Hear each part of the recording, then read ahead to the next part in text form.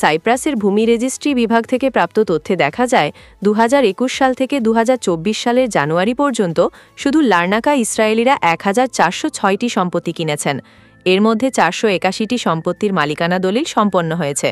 একই সময়ে লিমাসোলে তারা 1154টি সম্পত্তি কিনেছেন এবং 551টি দলিল হাতে পেয়েছেন। এই পরিসংখ্যান উদ্বেগজনক, কারণ এটি সাইপ্রাসের মতো ছোট একটি দেশের জন্য বিশাল পরিবর্তন। এই জমি ক্রয়ের প্রবণতা বিশেষত লার্নাকা ও লিমাসোলের মতো কৌশলগত গুরুত্বপূর্ণ এলাকায় বেশি, যেখানে সামরিক স্থাপনার কাছাকাছিও জমি কেনা হচ্ছে বলে অভিযোগ উঠেছে। সাইপ্রাসের গোল্ডেন ভিসা প্রোগ্রাম এই উদ্বেগের একটি বড় কারণ। এই প্রোগ্রামের আওতায় ইউরোপীয় ইউনিয়নের ইইউর বাইরের কোনো দেশের নাগরিক 3 লাখ ইউরো মূল্যের সম্পত্তি কিনলে সাইপ্রাসে বসবাসের অনুমতি বা গোল্ডেন ভিসা পেতে পারেন। সাইপ্রাসের প্রধান বামপন্থী রাজনৈতিক দল আকেল অভিযোগ করেছে যে ইসরায়েলি বিনিয়োগকারীরা এই ভিসা প্রোগ্রামের সুযোগ নিয়ে দ্রুত সাইপ্রাসে তাদের উপস্থিতি বাড়িয়ে তুলছেন। আকেল দল মনে করে এই প্রোগ্রামের অপব্যবহার করে সাইপ্রাসের সার্বভৌমত্ব হুমকির মুখে পড়তে পারে। তারা গোল্ডেন ভিসা প্রদান প্রক্রিয়াকে আরও কঠোরভাবে পর্যবেক্ষণ করার জন্য নতুন। সাইপ্রাসের রাজনৈতিক মহলে উদ্বেগ। সাইপ্রাসের স্থানীয় জনগণ এবং প্রধান বামপন্থী দল আকেল এই পরিস্থিতি নিয়ে গভীরভাবে উদ্বিগ্ন। আকেল দলের মহাসচিব স্টেফানো সাইবিসি রেডিওকে বলেছেন, সাইপ্রাস একটি ছোট দেশ এবং এটি একটি অস্থির অঞ্চলের মাঝখানে অবস্থিত, তাই সার্বভৌমত্ব রক্ষায় কঠোর পদক্ষেপ নেওয়া জরুরি।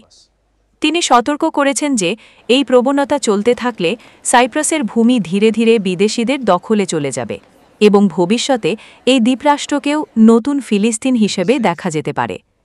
তারা এটিকে নিছক অভিবাসন নয়, বরং একটি ভূমি দখলের সূক্ষ্ম কৌশল হিসেবে দেখছেন।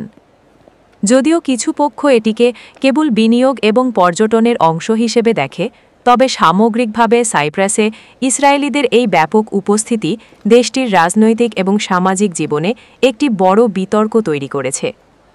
সাইপ্রাস সরকার এই বিষয়টি কিভাবে মোকাবেলা করে এবং দেশের সার্বভৌমত্ব এবং স্থিতিশীলতা বজায় রাখতে কী পদক্ষেপ নেয়, সে গেটেড কমিউনিটি এবং সাংস্কৃতিক পরিবর্তন।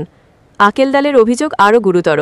তারা বলছেন, ইসরায়েলিরা যেসব সম্পত্তি কিনছেন সেগুলোকে গেটেড কমিউনিটি বা সংরক্ষিত এলাকা হিসাবে গড়ে তোলা হচ্ছে, যেখানে শুধুমাত্র ইসরায়েলিদের প্রবেশাধিকার থাকে। এর পাশাপাশি এসব এলাকায় জায়নবাদী স্কুল এবং সিনাগগ, ইহুদি উপাসনালয় নির্মাণ করা হচ্ছে বলেও খবর পাওয়া গেছে। সমালোচকের মতে এটি সাইপ্রাসে ইসরায়েলিদের নিজস্ব একটি সাংস্কৃতিক ও পরিচয় গড়ে তোলার ইঙ্গিত দেয়, যা সাইপ্রাসের সাংস্কৃতিক পরিবর্তন আনতে পারে। এটি স্থানীয় সমাজে এক ধরনের বিচ্ছিন্নতা তৈরি করতে পারে এবং সাইপ্রাসের সাংস্কৃতিক পরিচয়কে ছাপিয়ে যেতে পারে।